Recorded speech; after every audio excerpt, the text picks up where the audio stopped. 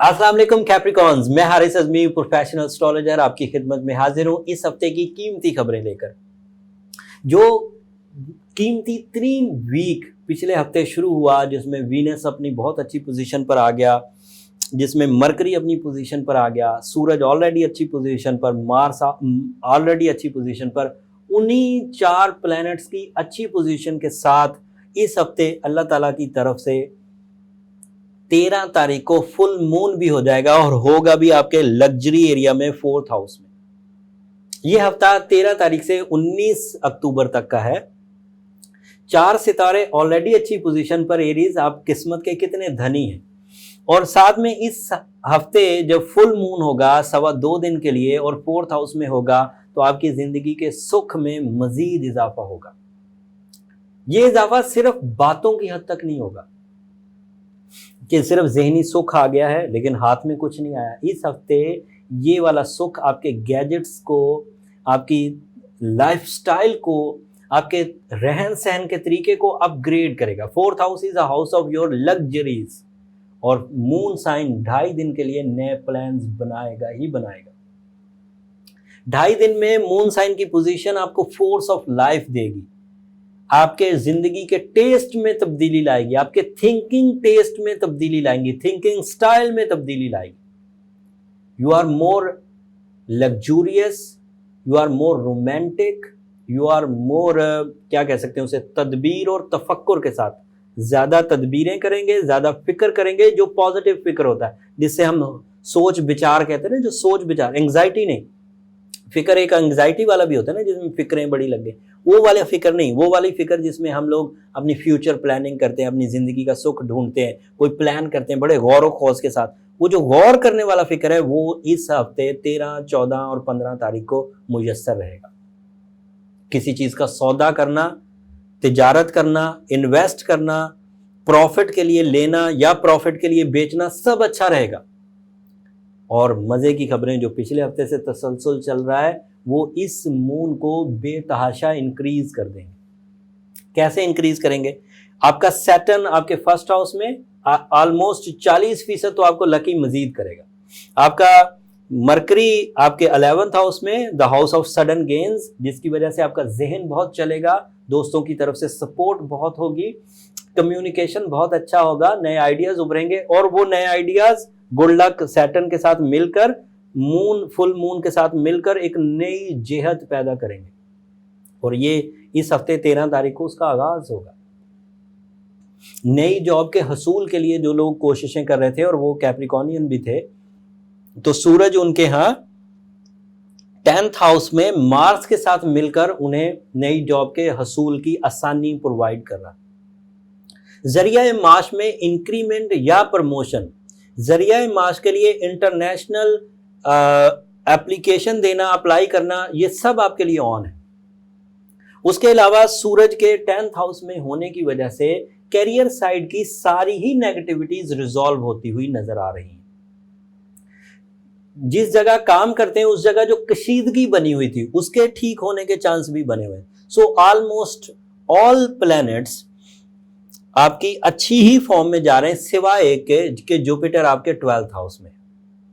Change आए कि 12th house में जुपिटर के होने से जो लक में कमी आनी थी वो बहुत हद तक सैटर्न जो आपका रूलिंग प्लैनेट है उसने वो पूरी कर दी है, तो आपको कोई थ्रेट नहीं है। लेकिन उसके बावजूद एक प्लैनेट अभी कम है जो अगले साल इंशाल्लाह पूरी आबोताब के साथ वो भी आपकी फेवर में हो जाएगा और 12 साल का एक अच्छे दौर का आगाज करेगा। पहले हाउस में तो 1 ही साल रहेगा, फिर दूसरे हाउस में 1 साल रहेगा, इस तरह 12 हाउसेस का वो सफर तय करेगा।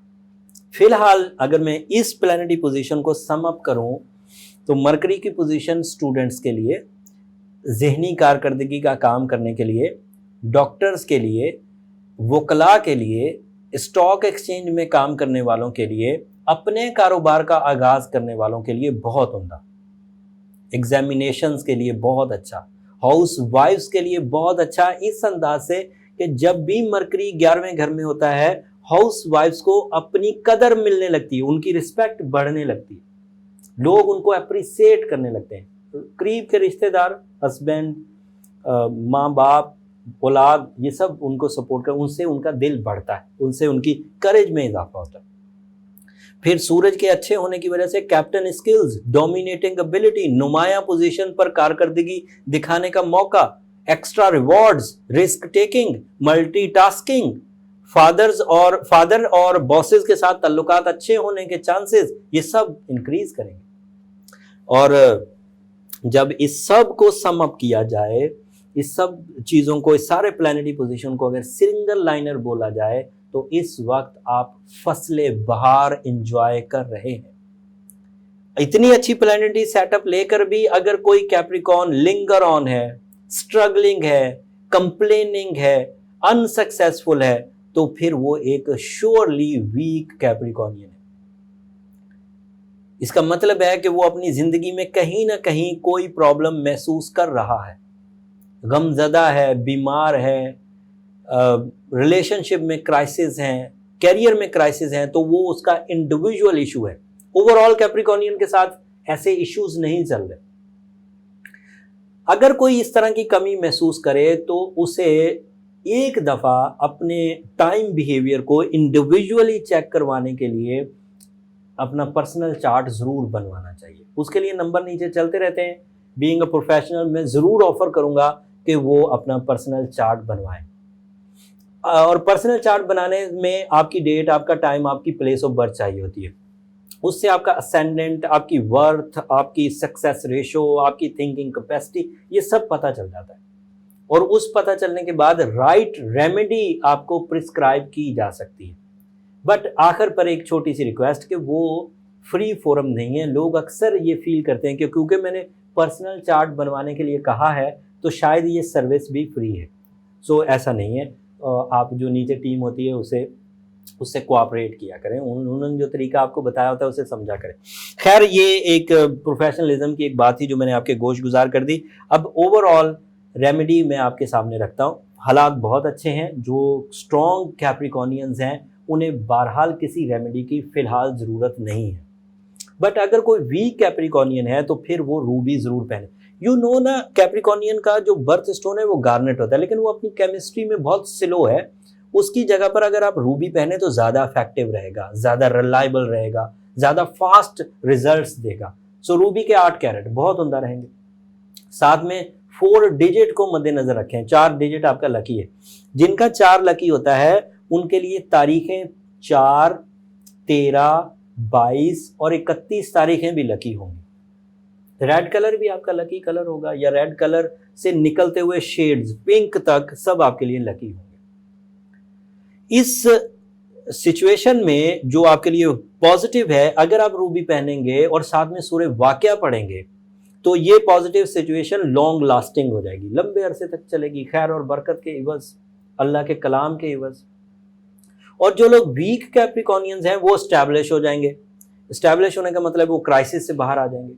तो इसका फ़ायदा बहरहाल दोनों को होने जा रहा है। उम्मीद करता हूँ ये इन्फॉर्मेशन इस हफ्ते के डिसीजंस लेने और अच्छे अंदाज से अपनी ज़िंदगी को राइट ट्रैक पर रखने, टारगेटफुल रखने में बहुत मदद देगी।